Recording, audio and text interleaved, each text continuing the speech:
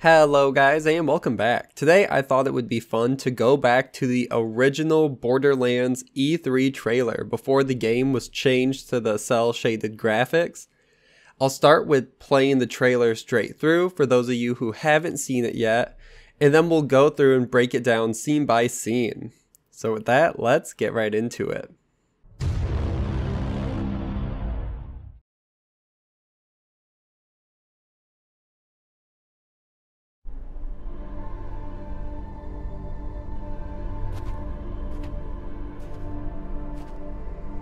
Why have you come here?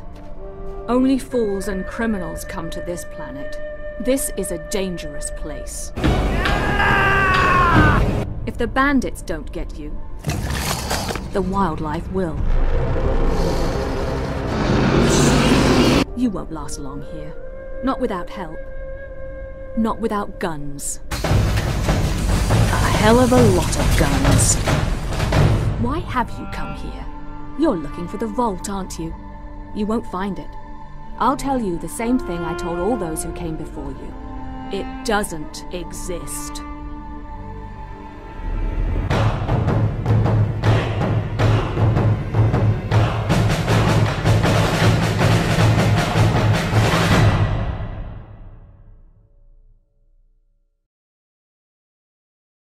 So it opens with what we presume is Pandora, along with graves littered everywhere. The one closest to the camera looks like it was made out of an old weapon, like a rifle sticking straight up. Also, the skyline itself has two planets in the distance. One is very close and looks very large, and the other one next to it is smaller and a little bit further away. Obviously, the skyline changed a little bit. Maybe one of these planets was going to be Elpis, but changed the size of so much and scale of the game. And then we also finally see an individual standing in the distance. Then we get a shaky camera to signify the viewer as the Vault Hunter looking through their eyes, who has come to Pandora. Racks can also be seen flying through the sky along with a huge, vast, brown wasteland. Then it cuts to bandits and runners. The bandit on the runner did make it into the final game as the character Crom, so not everything did get cut and does look super similar, just small tweaks for the cel-shaded graphics. Then we get more voiceover from Helena Pierce, who mentions the wildlife. Then we cut to Skag, but then the camera is almost from eye level, as if it again is from the view of the Skag or Vault Hunter, and the camera pans up to reveal the Rack Hive, which, if you guys didn't know, was originally going to play a larger part in the story of the game.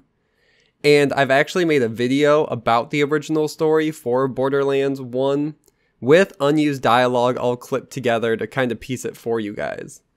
I'll link the video down below if you guys want to hear about that, but basically the Rack Hive was supposed to actually be huge, scary, and a really big boss in the game, which we really didn't see too much in the final cut.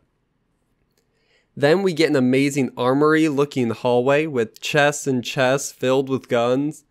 This is what we wanted in the games, anything like this. I know we ended up getting the armory of General Knox, but that was after the game had already been released and was sold as a DLC.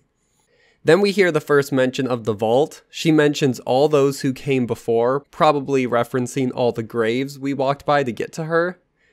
Then Helena turns her head to show us her scars.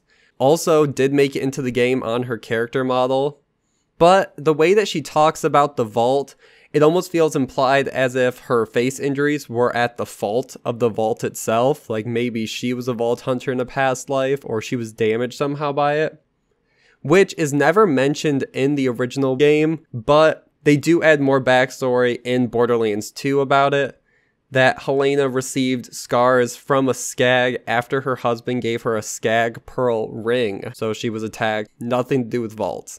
Then we cut to a winter landscape with an active volcano in the distance, along with some sort of settlement out there, which is interesting because we really didn't see winter in Borderlands 1. So I wonder what their original idea was for this area. Then, one of the best scenes ever in a Borderlands trailer, the three original Vault Hunters before they decided to add the fourth, Roland, Lilith, and Mordecai all facing a huge vault as light starts to seep through the cracks of it opening. Then in a close-up, you can see all the characters have changed from this original trailer to the final. Lilith's original design was later changed to Commandant Steel. So that's why you can see the 2 braids on the back of her head, the white hair, pale skin.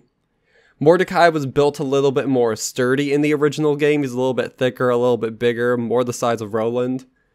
And Roland was originally white and more heavily armored, like a traditional soldier. So all of them had huge changes to them. I guess Mordecai not as much, but it's really cool to see, and also that they weren't even planning to add brick in the game at all. Then the final cut is of Lilith's eyes as the vault opens, and we can see the signature V for the vault in the reflection of her eye. Then it just cuts to the logo, which did have changes from the final release, but still just has the Borderlands title, same website, all that. Overall, some of the best cinematics we have seen in the Borderlands series came from this trailer. The Rack Hive was originally portrayed to be an actual threat, which I would love to see, and actually have a video coming out soon about that. The loot hallway looked amazing, and the vault itself was like nothing we had ever really seen before. It actually felt like opening a safe and something that should actually have loot in it and carried some more weight, like you were actually opening something, not the vaults we've been getting in future games. And overall, this really doesn't have any weight to it. I just thought it'd be fun to break down this. And if you guys like this video, I do have a few more ideas of stuff similar to this, so let me know if you guys like this. Like, comment, subscribe. Thank you guys so much for watching, and see you guys in the next one.